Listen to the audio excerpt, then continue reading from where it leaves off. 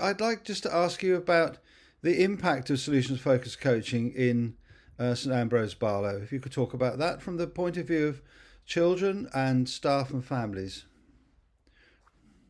So we have been using solution focused coaching as a support for children, staff, and families since 2018 in various different forms.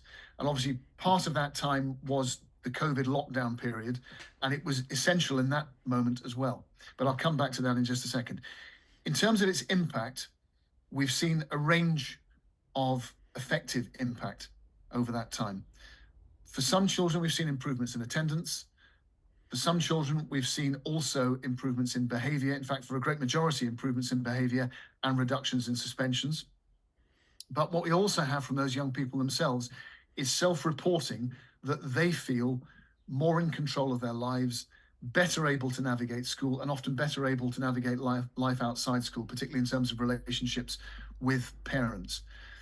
What families will also say is that their child feels or seems happier, that they are more content at school, and sometimes a parent has commented that they have found it easier to talk to their child as a consequence of applying some of the basic principles of solution focused coaching once they've been explained to them either by the child or by a member of staff. For staff, solution focused coaching has offered a range of opportunities for development. So I think it helps staff to understand how young people might work and respond in particular situations.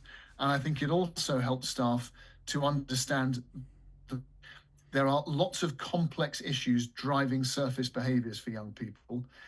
And it's also key in helping staff to understand ways of reframing and certain interactions that mean we're not seeing them in a negative way. We're seeing them as part of a continuum of that child learning and growing and developing. And we're always conscious of the phrase that Jeff uses time and again, which is that young people can all be successful, hopeful, and resourceful. Right. That's interesting. So those are what I call three beliefs. That's kind of underpinning Yeah. really the whole of the program, really, because you're talking about families doing that, making that shift as well, that thinking shift. Yeah. And we've used the language of successful, hopeful, and resourceful in some of our own strategic planning, not necessarily as one phrase, but so that those phrases emerge throughout documents, because they're very powerful, very simple, and very relatable things. They're not jargony at all.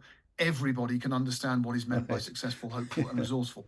Right. And it kind of takes me back to what I was saying earlier about when we went into lockdown. And one of the first things, I don't know if you remember doing this, Jeff, but back in March, April 2020, we started to put together communications to send out to parents to help their child undertake working from home, online Yeah. learning, Yeah. I remember you remote doing learning. that. Yeah.